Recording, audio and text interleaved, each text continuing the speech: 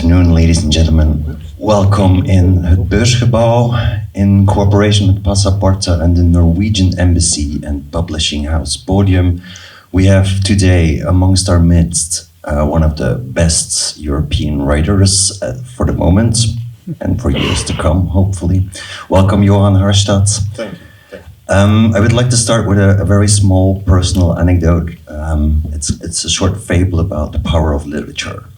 A few years ago, I had to interview you in Stavanger. I remember the day very well. It started at 5 o'clock in the morning. I was stressed. I had my bags were ready. Everything was ready. I called the cab, and then I misplaced my phone. I couldn't find my phone anywhere. It was 5 o'clock in the morning. I was alone in the house, and I opened up Facebook. And I was looking who was online. Not much people at 5 o'clock in the morning were online. And I saw this girl online called Melissa. And I said, "Dear Melissa, I don't know you, but please, this is my phone number. Ring me up." So she did. And actually, I found my phone. I said, "Thanks, Melissa. I owe you a beer. When I'm back from Stavanger, I'll buy you a beer." Which I did. And after one beer came another. And after that, there came a beautiful love story. So I wanted to thank you personally for writing this book. If you hadn't written Max Mischa, the novel, I wouldn't have discovered the love of my life. You're very welcome. This is what I do.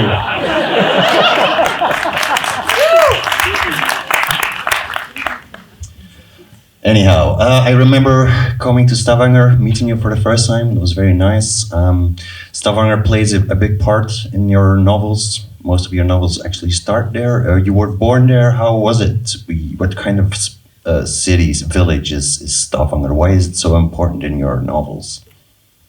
Well, it's it's important just based on the fact that I grew up there, I think. But I've always... Well, not always. I've come to realize that I think Stavanger is a very interesting place. When you grow up, no matter where you grow up, you have this hate-love relationship to the place. And I used to feel really bad about coming from Stavanger because I thought it was a shitty city. And it still is, I mean, in some ways. But also I think it's a very interesting city because it was a city that kept changing a lot when I grew up. And the reason for all these changes was due to the oil industry. Because as many of you know, in the late 60s, Norway discovered that we had, huge amounts of oil that we could steal and plunder just outside our seaboard. And so when the whole oil industry started, it was decided that Stavanger would be the oil capital, where all the head offices would be, etc. And to be able to get the oil off, we invited a lot of, especially Americans. So a lot of Americans came to Stavanger to do the drilling, and they worked for these international oil companies. And so Stavanger quickly became a very international city.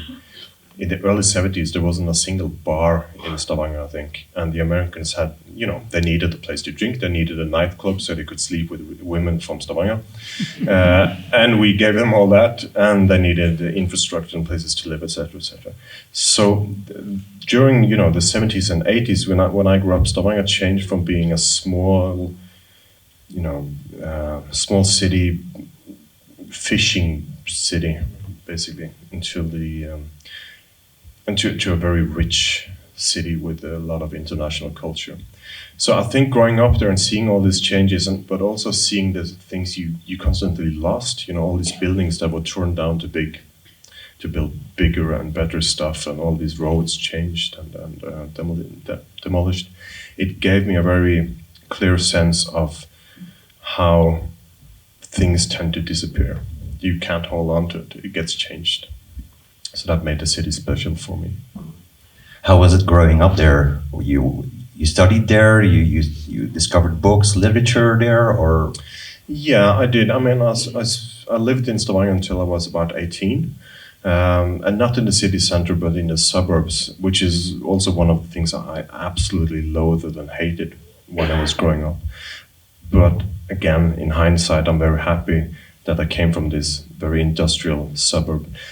And again, all these, it doesn't matter where you grow up, you will always find a place, the place where you live will have some sort of romance to it, because it's your place, You come from these streets.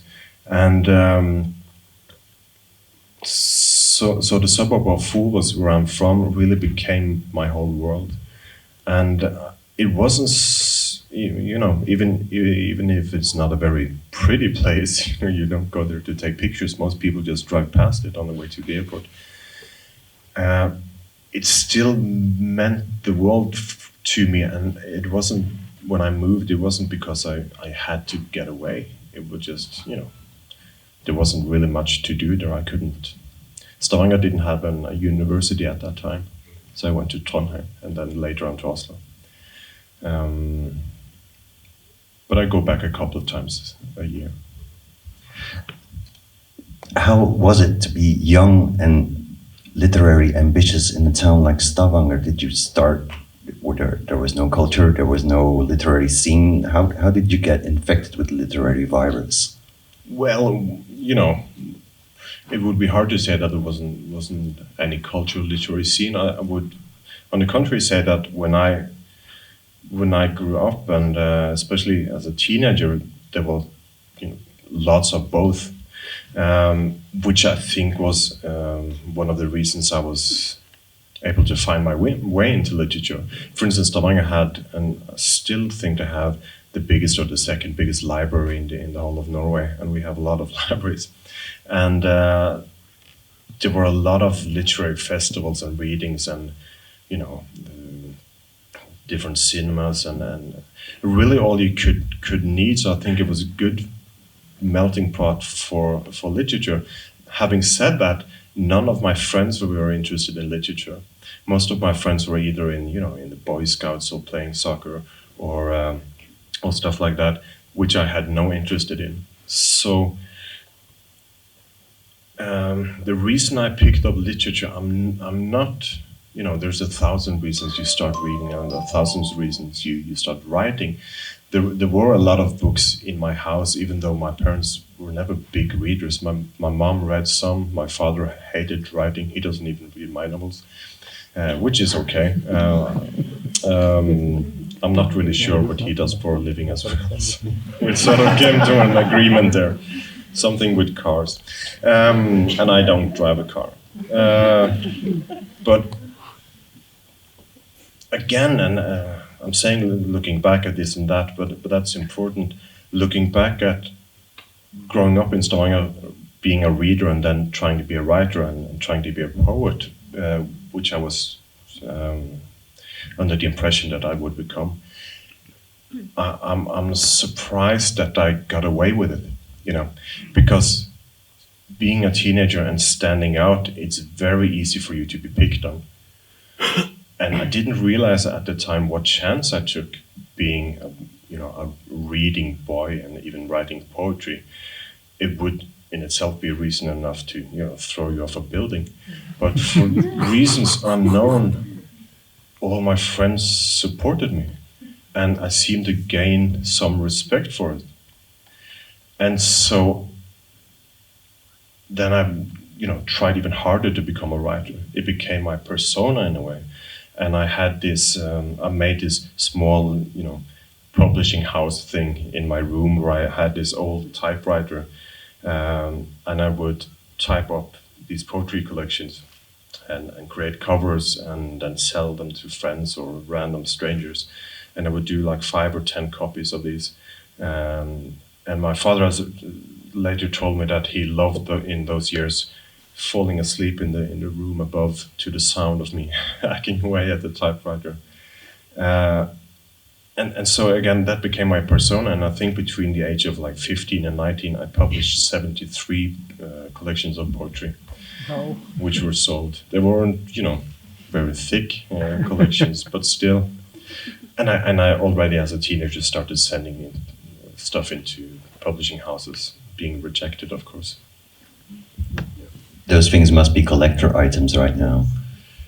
Yeah, we're not there yet. I think there has to be, some quality to it. Yeah, hopefully not too many have saved what they bought or were forced to buy. I think I've of course saved everything, a copy of each of them, and maybe in those years between, I don't know, like 14 and 19 or 20, let's say I wrote 2,000 poems. I wrote and I wrote and I wrote, and my guess would be that maybe 100 of them are okay. The rest is really not something you want to buy on eBay, unless you need paper. Do you sometimes reread them, look back on your poetry? Because then later on you started with short stories and novels, but you didn't become known as a great Norwegian poet. Sorry if I ever reread this old poetry. Yeah. It's been many years now. They've been packed away at my parents' house, so it's been quite a long time since I revisited them, and I usually don't do that. I mean, what happens now is after I finish a project or a book, there will always be these leftovers. For instance, with the Mischa Tetoffensiven, I cut 561 pages, so there will always be some cut-offs, and sometimes I will go back and have a look through them to see if there maybe was stuff that got lost in all the confusion. But usually I find out that there's a reason all this stuff got cut. Yeah. If you look back at yourself as a young, ambitious writer, what would you tell him now? What lesson would he have to learn before becoming a real published author?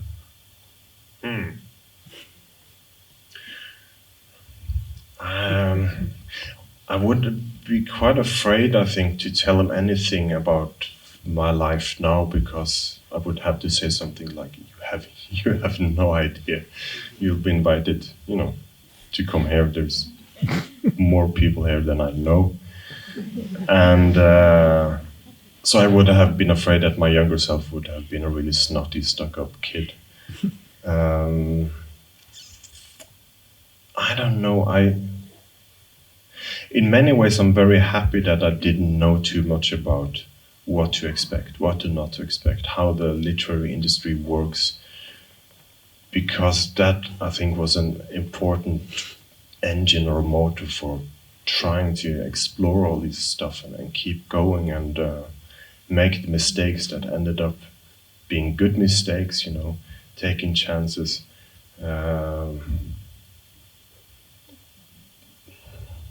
In a general sense, I could always tell myself that I shouldn't worry too much, but that it would be a lie. Well, it turned out pretty good. You wrote a lot of novels. You wrote a lot of collections of short stories. The most famous novel must be Buzz Aldrin. But tonight, this afternoon, we can mainly talk about Max, Misha, and the Tetoffensiven. The book starts in Stavanger. Well, it doesn't really start in Stavanger, but the young Max that we get to know plays outside with his friends, and he's reenacting the Vietnam War. Now, we are the same age. The Vietnam, you're from 1979, the golden year. The Vietnam War ended in 1975. You were not even born then. Why did you pick the Vietnam War and not when I reenacted war on the playgrounds? It was the first Gulf War, the first war against Saddam Hussein. Why did you reenact the Vietnam War? Well, when does a war really end is a good question, I think. Does it end when there's a peace treaty? Does it end when the last soldier leaves the battlefield? Does it end when the press stops reporting on it? Does it end when the consequences of the war are over? It's very difficult, I think, to say when the war is over.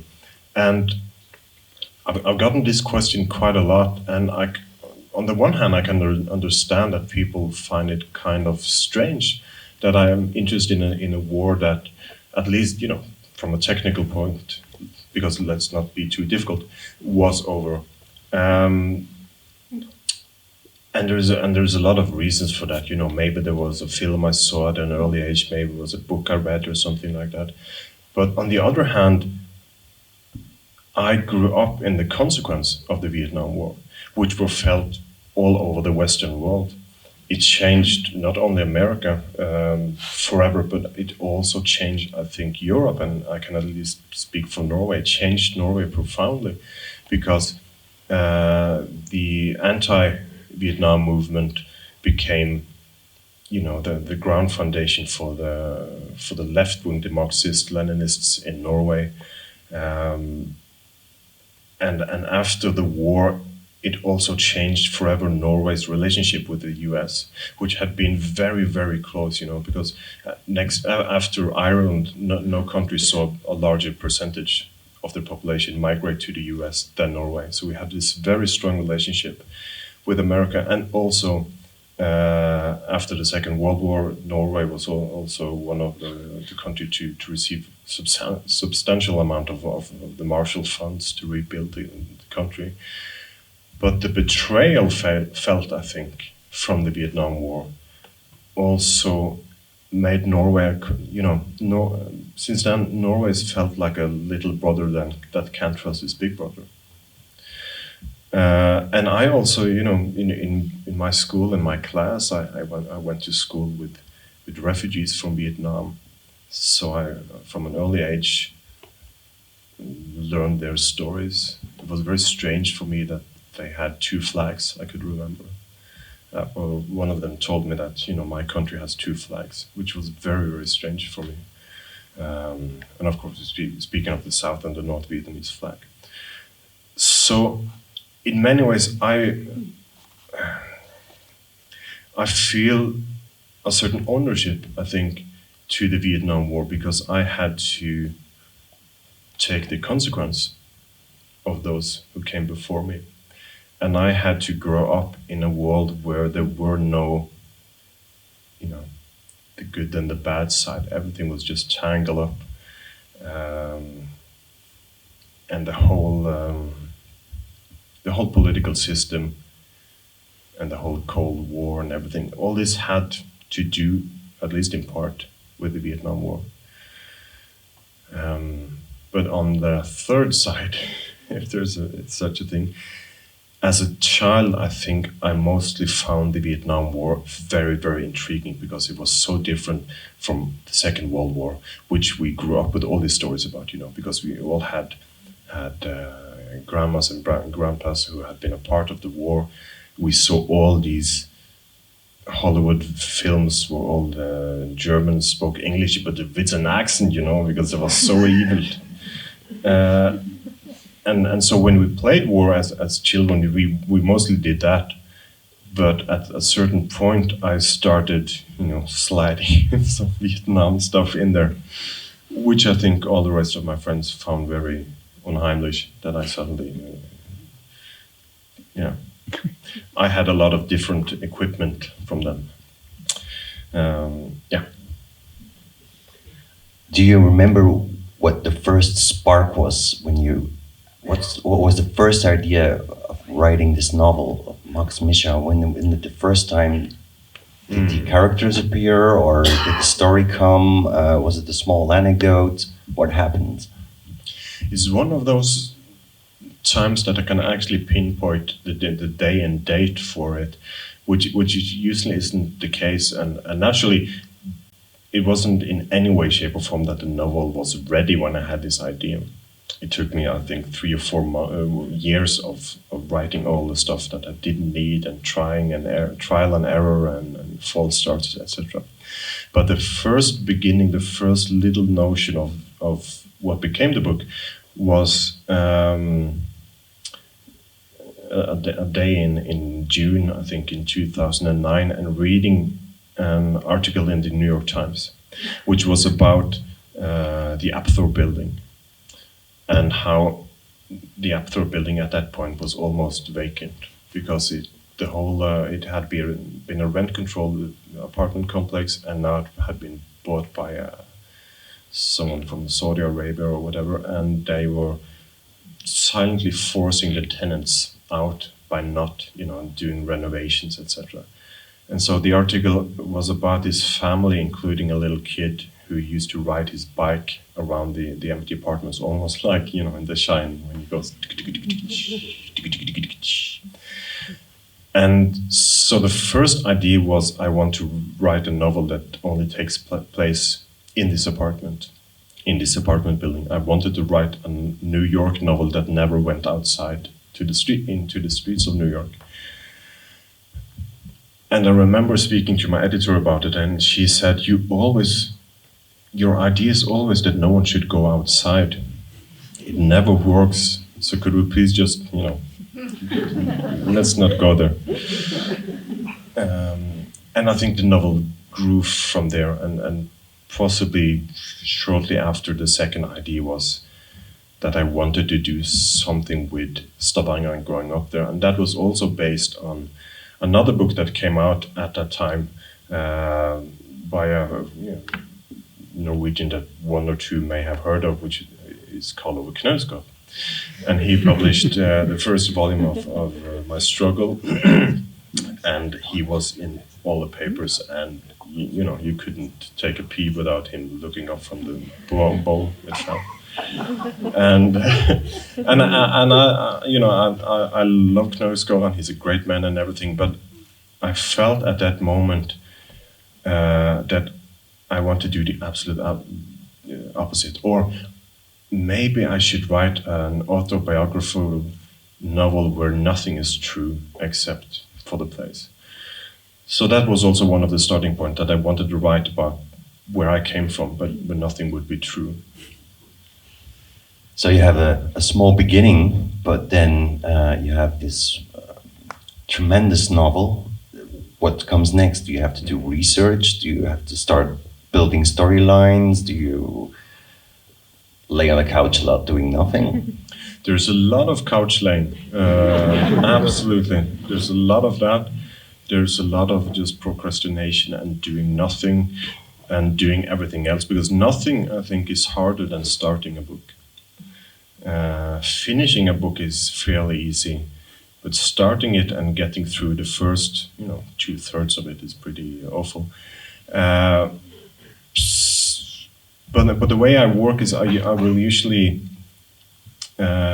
start writing fairly early just to get going with something. And this is where these 561 pages come in, because you have to start somewhere. And or at least I knew very little about the novel, which was also new for me, because I was used to having more of a complete idea before I started writing. I only knew the stuff I told you, and maybe one or two or three other points that I wanted to touch upon. But it was just walking in the desert, and a mix of laying on the couch and despairing, and then getting up and trying to write something, and researching almost random stuff, which I've always been quite fond of, because either you stumble upon something you can use, or if not, it's just, it's adult education, so it's good for you anyway. But I remember I spent at least the first 3 years of this novel not really knowing what the novel was about, and trying to explain to my editor, because I like to have meetings with her from time to time, and I would call her and say, okay, now I got it. Okay, let me come down and I'll tell you all about it. And I would usually go from that meeting knowing that I had no idea what I was doing. And it's quite funny now, but it was horrible. It was absolutely horrible, because, to be in this sort of limbo for 2 or 3 years, and you have to pass all these other books you've written, and when you think about them, it feels like they all just showed up and there was no problem about it, which isn't the case, but you have this feeling of not getting anywhere. And again, from experience, I can't force this. I can't say, okay, now I'm going to plot out this novel, because that just doesn't work for me. So I have to lay on the couch and just more or less wait for it. You don't plot out the entire book. You don't have a master scheme that you just fill in. No, or not really, or at least not at this early stage. There will be a roadmap of sorts at some point, but then usually I'm more or less halfway, or I have a strong feeling of how the book will look and read and feel and talk, and then I will create some sort of roadmap, which again and again will deviate from and hopefully improve, but it's there as a sort of security blanket. Like if I just paint by numbers, it will be an okay book, but I can try to improve it all the time. But in the first couple of years, I didn't have that. And just as a couple of examples, very early on, the novel started with Max, the main character, coming back to Stavanger to bury his dead mother. There was a whole thing going on there, which led absolutely nowhere. He was also dead for a while, until again my editor told me that not only do you tend to start your novels indoors, but you also tend to have a dead character in the beginning. So let's just skip that. And I remember spending a few months at least having one of the other characters, Owen, who turns out to be Max's uncle, being a hired car driver in New York. So I studied a lot, all the details of how to become that, where to, and wrote probably 100 pages. There was a whole storyline with Andy Warhol picture being bought at the Sotheby's auction, which I spent not only a lot of time on, but a lot of money on, getting all these 30-year-old auction catalogs from eBay. So, and now, and again, speaking of, no, we don't have to go there. Okay, sorry, thank you. Too, of course. Does your research include traveling? Because the book plays in New York and Vietnam, California. You actually go to the places, or? Yeah, most of the places I had already been to. There were a couple of places I went to because I was already in the US to promote another book, the Buzz Aldrin book. So, for instance, I remember finding Garden City. I had more or less decided beforehand that I wanted Garden City on Long Island to be the place where I lived. But we drove out there just to have a look and take some pictures, and out to Fire Island and these places. But a lot of the other places like Fairfax, California, or the cities in Australia, etc., were places I had been on previous book tours, etc. The only place I did not intentionally research and have never been to is Vietnam. Isn't that a bit odd? It's very odd. I have no, I don't want to go there. And there's a reason for it, I think. And one of them has to do with not the inner child, but the I don't want to ruin the idea I have of Vietnam, which does not come from tourism, but comes from all these books and all this research material. Because I started reading heavily about the Vietnam War at age probably like 10 or 12, and I have been doing so ever since. So we have this whole wall at our home, which are just books about the Vietnam War, and I'm only now starting to get a grip on it. But I don't want to go there and be a part of just as a tourist. And also the places that interest me in going in Vietnam are pretty much off limits. You can't go there as a tourist. You have to be part of like a Vietnam veterans tour, and I think I would stick out a little bit. Yeah. You weren't afraid to get it wrong then?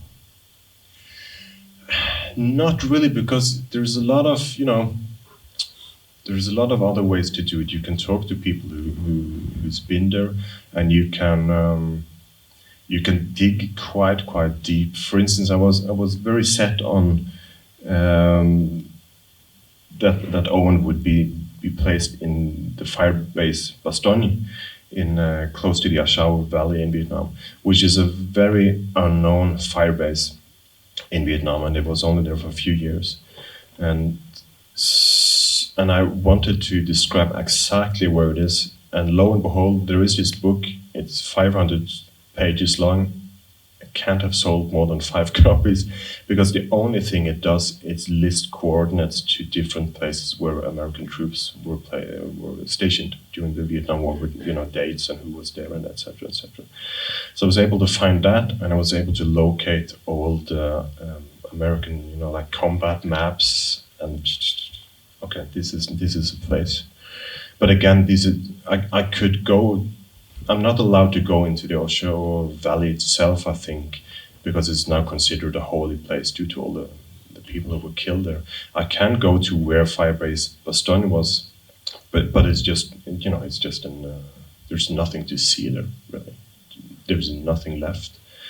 So then I think it was much better to dig up all these photographs, movie clips, etc. And luckily, the Vietnam War was the first war which was very, very heavily documented, both by the press but also by the people who lived there. So I feel pretty confident that I wouldn't get slapped in the face by a veteran if he reads it, or if we're on the memorial tour there together. Hasn't been translated in Vietnamese yet, I think. It hasn't. This has nothing to do with anything. It's just a strange anecdote. One of my books was sold to Vietnam, and I wrote this young adult book called 172 Hours on the Moon, also published by the wonderful Podium. And it was sold to a Vietnamese publisher in Hanoi, which is called Kim Dong, I think, or something like that. Named after sort of like a North Vietnamese martyr who at the age of 13 choked to death because he was running away from the French with stolen intelligence papers, and he had to eat them and choked, apparently. Sad story. And so when I got the contract with the Vietnamese publishing house, and bear in mind, this publishing house used to be the official North Vietnamese Communist publishing house. So I wrote them a very nice email and said that I really was thankful that we're publishing my story and my novel, and that I found the story about the paper choking martyr very, very intriguing and interesting, and all my respects. And I never heard from them, and then a year later or so they dropped publishing the book. So I'm not big in Vietnam, is what I'm trying to tell you. Not yet. Max becomes a playwright. That's kind of autobiographical, because you also wrote a lot of plays. Was that just easy, or was that hard to introduce these plays into a novel? Introducing the plays was quite easy, because I didn't have to write them. I could only imagine them and describe how they would be performed on stage, etc.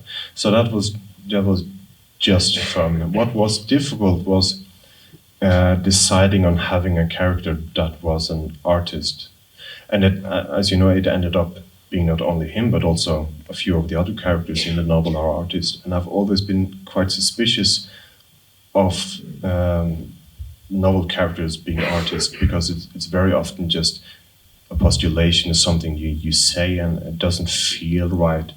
So I spent a lot of time trying to persuade myself into believing that these things existed, these plays or these artworks, etc.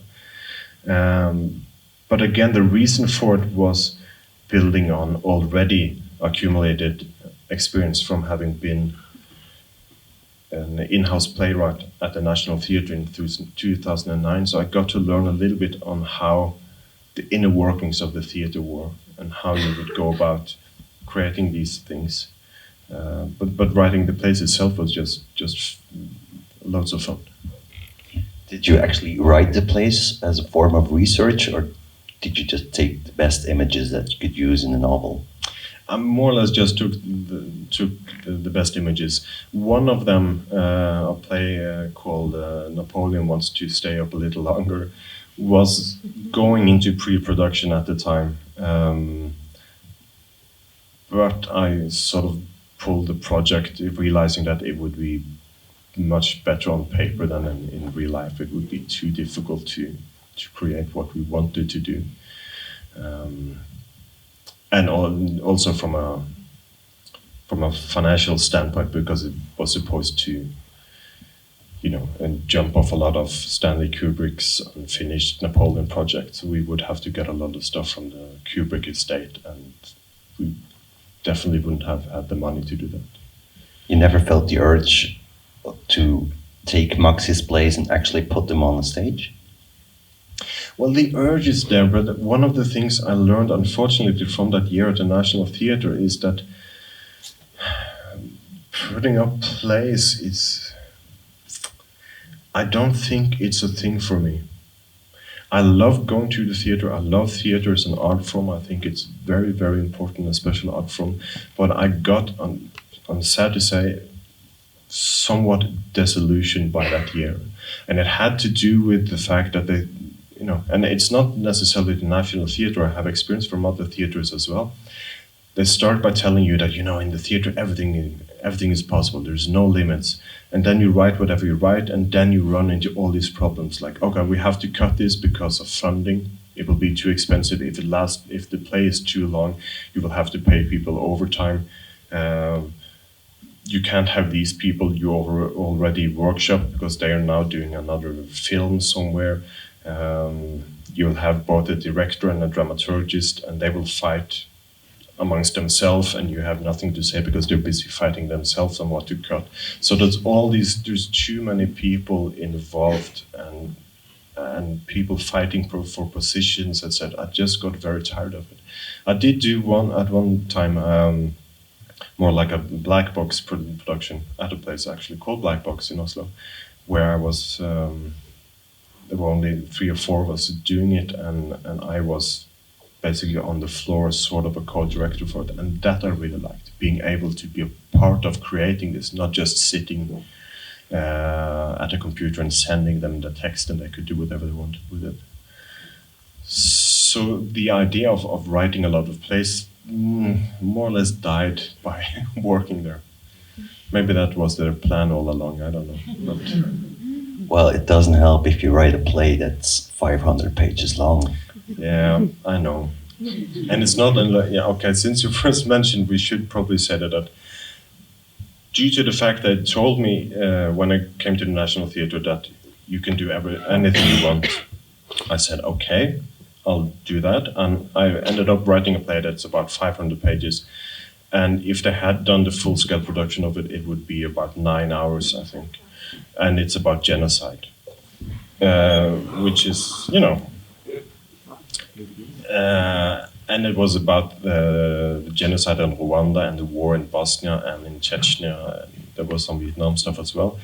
And my initial idea for the theater was saying that, okay, I think we should do this in a very small stage and lower the floor, the ceiling, so just above the heads of people. And if we could have the temperature up to about 35 degrees, and we have maybe one intermission at 4.5 hours, otherwise the doors will be locked. That was my suggestion. And they weren't willing to do that. So they ended up doing a production of it, which was about 4.5 hours, I think. And it was a nice production, but it was a completely different thing. And I wanted it to be very, very bare and just almost have just a text. But having said that, I think also I came into the theater not knowing how to write for theater. And the theater hiring me had no idea how to work with a playwright who wasn't dead. And that created a lot of problems. I think I have better understanding for it now. So I think if I'm going to do it again, I will try more to not just arrive with literature, but with something that can actually work in a theater as well. But you got to use your experience to develop the character of Max. How did Misha come along? How did you see her for the first time? She was, I don't know. I think she was just there, you know. Sort of like with you on Facebook. Sometimes they just, maybe they've been there all along. You just didn't know it, and sometimes they, you know.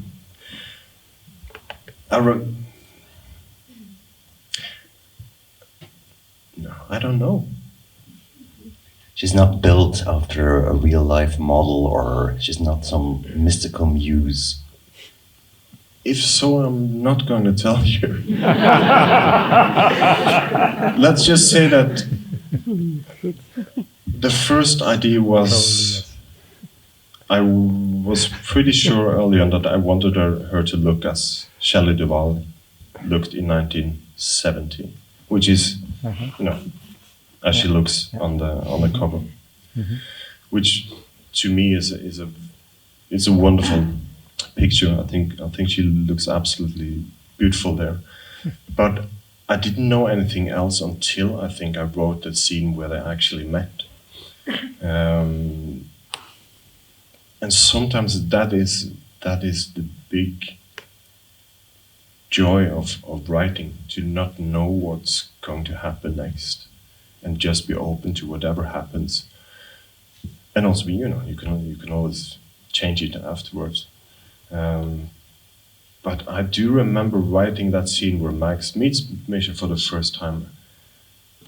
That I had some of this same anticipation as he did. You know, what's it going to be like? What will she say?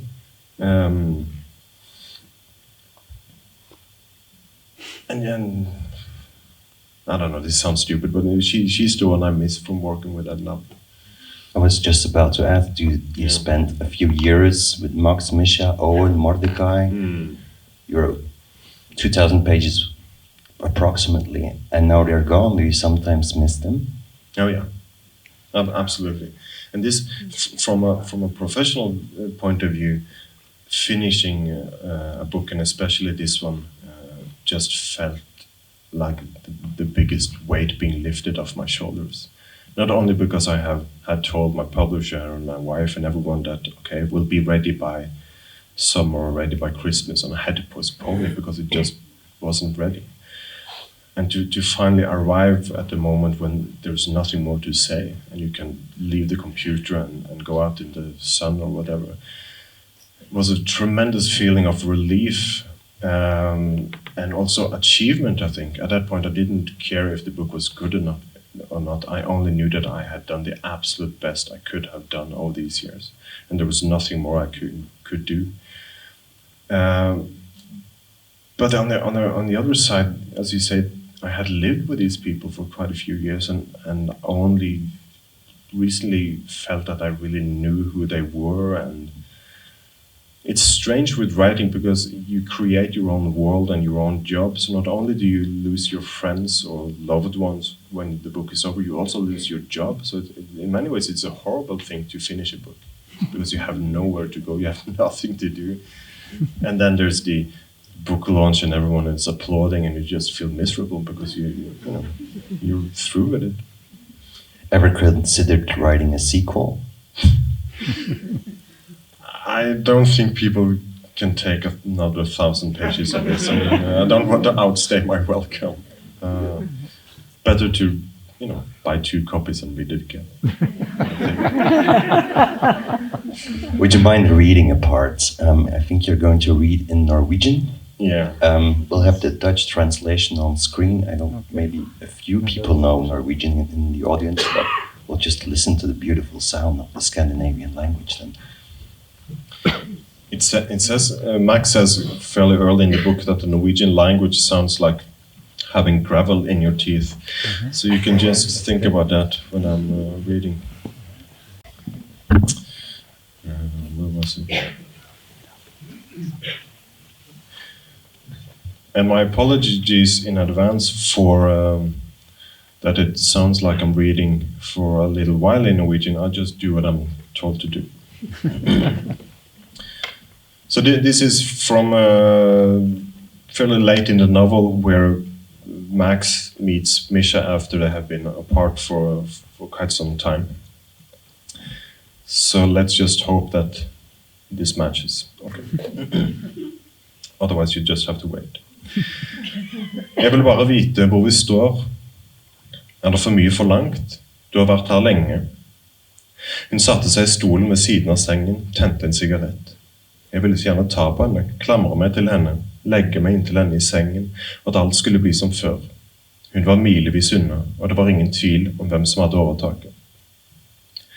Jeg hatet at jeg lå I sengen som en jævla pasient. Men det verste var at hun satt så nær meg. Jeg kunne lukte henne, se alle detaljene I ansiktet hennes, håret, øynene, kroppen hennes og klærne hennes.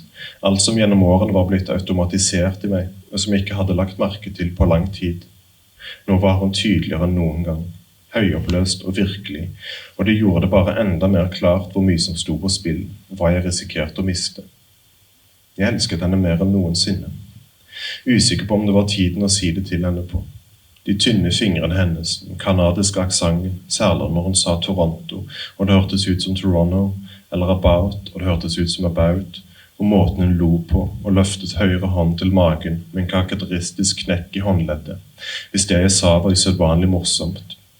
Og hvordan hun ofte sa og så var stille I flere sekunder før den neste setningen hun skulle til å uttale forlot leppene hennes.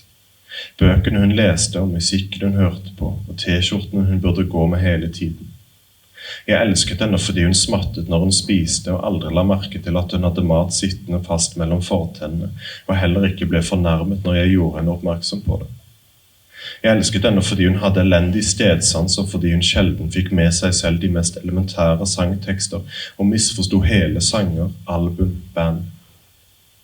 Jeg elsket henne for hennes uvanlige talent for hoderegning, for hvordan hun ikke fikk med seg hva ting kostet når hun handlet, og heller aldri kom på å se ned på displayet I det hun tastet inn PIN-koden sin, og hvordan hun derfor var komplett uvitende om prisene på selv de mest basale dagligvarer.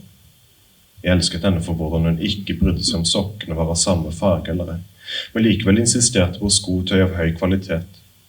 Jeg elsket henne for at hun sov I den utgamle og en gang røde, nå ubestemmelig fargede og alt for store singleten. Hun uten ironiske eller sarkastiske, bare velmente årsaker, kjøpte til Owens bursdag etter. Men som han av forståelige grunner aldri gikk med, og hennes uforfalskede forundring over at han ikke gjorde det. Uten at hun følte seg såret eller på noen måte avvist eller tenkte tanken på om det hadde vært en python-gave. Men I stedet tok den I bruk selv. En singlet med påskriften I'm not a dirty old man, I'm a sexy bastard. Og som hun beholdt, sa hun, på grunn av bomullens uforlignelige kvalitet. Og hvis det hadde funnes en skala for bomullsmykhet, ville den ha slått ut gjennom taket. Og som hun plasserte nederst I skittentøyskurven på vei ned til eller opp fra vaskekjelleren, for å unngå at utenforstående fikk jeg glimt av den. Eller åren, for det ville derimot bare vært rart. Et plagg I kategorien bekledning bare 2 typer mennesker kan iføre seg og slippe unna med. De med nok selvtillit til å vite, til og med innse at de så vakre at teksten av så godt som samtlige vil bli oppfattet krystallklart, ironisk, spøkefullt. Og på den andre siden, de med nok selvinnsikt til å vite at de overhodet ikke finnes attraktive, ikke på noen skala, snarere stygge. De som lider av estetisk periodontitt, de ansiktsmessig kalvbente, folk med ikke bare tarmslyng, men også kroppslyng, de symmetrisk spedalske, personer med skjermen I tarmen og elskverdigheten I en stomipose på magen, de med puss hvor smilene skulle ha vært, utrøstelig forringede individer, de psoriasistisk vennskapelige trakteomi-beiane folk, og dem som bare liker korpsmusikk, De uhelbredelig venneløse uten ringeklokke, menn og kvinner fra Guds side uforløste eller ulykkelig kategoriserte som abstrakte, eksperimentelle eller som funne objekter, de man avlyser festen for hvis alternativet er å invitere dem. De visuelt retarderte, kronisk utiltrekkende typer og de attråverdig forkrøplede, de grasiøst utfordrende, de karismatisk inflammerte kasusene, de med for lav wow-faktor og for høye idiotverdier, de disproporsjonale, de storhodede, men akk så kortlemmede karakterene, de med podagrei utstrålingen og tinnitus i sjelen, de terminalt ubehagelige, de utseendemessig konstiperte, de med bare et motvillig speilbilde, de lite flatterende, flatulenserende, de umiddelbart allergifremkallende personlighetene, de uspiselige skikkelsene, de ulykksalige, begredelige, de lett bedarvelige representanter for menneskeheten, de i anstendighetens navn foreldreløse. De hinsides tålige, de avskyelige og forferdelige og de spektakulært motbydelige, de rævjævlige og de rett ut satans uhyggelige. Med andre ord, de som bruker plagget på en annen, mer hjerte utenpå jakkenaktig og resignert direkte måte, som for å si, men hva faen rolle spiller det egentlig om hvordan jeg ser ut? Jeg elsket henne når hun lo så hun hikstet, og når hun var unøyaktig på kjøkken og blandet ingredienser på øyemål og brant det ene og det andre i ovnen, og gjorde det nødvendig å gå ut og spise i stedet. Jeg elsket henne for den uforfalskede entusiasmen og nysgjerrigheten hun hadde for arbeidet sitt, og for at hun ble overrasket og stolt når hun fikk til det hun hadde tenkt, eller noe enda bedre, og hvordan hun kunne sitte i timevis foran bildene sine og beundre dem. Ikke fordi det var hun som sto bak dem, men fordi hun klarte å betrakte dem isolert og frakoblet fra seg selv.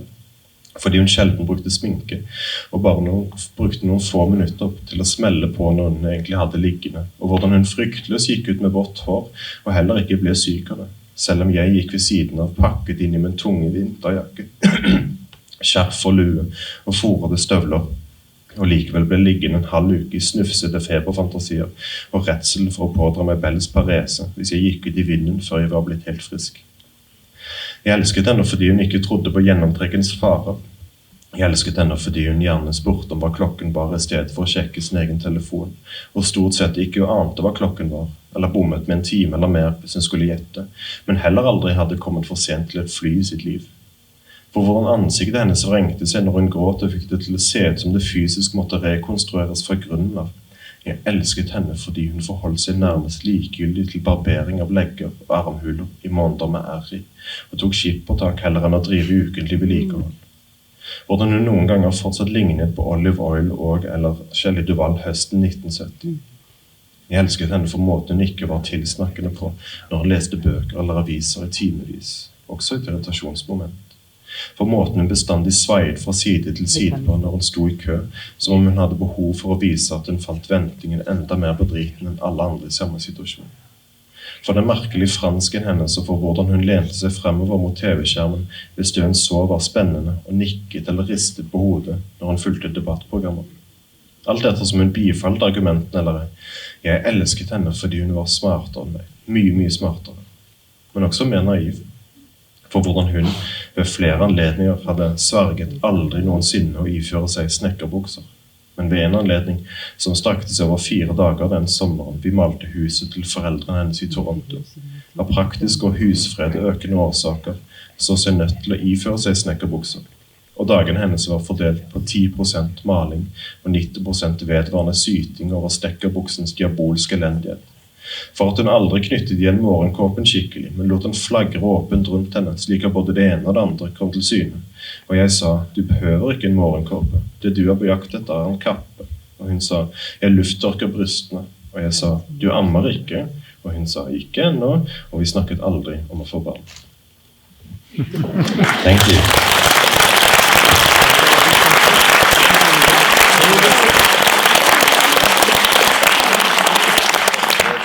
Did you just have to wait? Yeah, I think your Dutch publisher cut some pages. Okay. I have one last question before I let you go and have a signing session. What are you currently working on? Has a writer ever answered that question?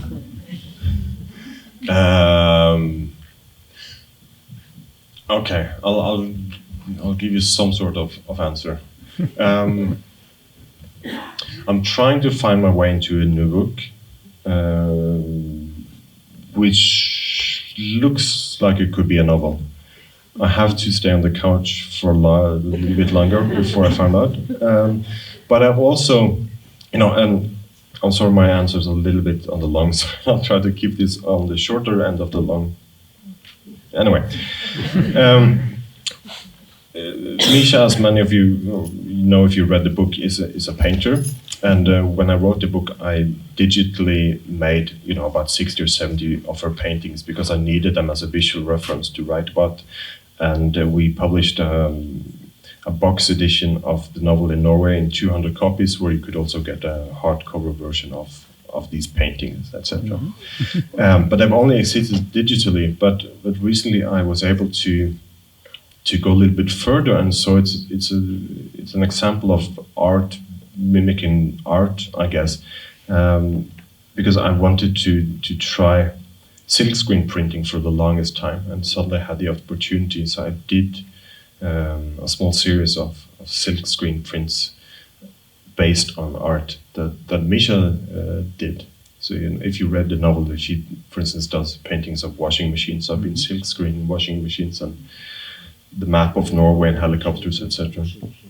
And to my big surprise, these paintings were picked up by a very renowned gallerist in Oslo. So suddenly now I have a gallerist selling my paintings, which is based on the novel.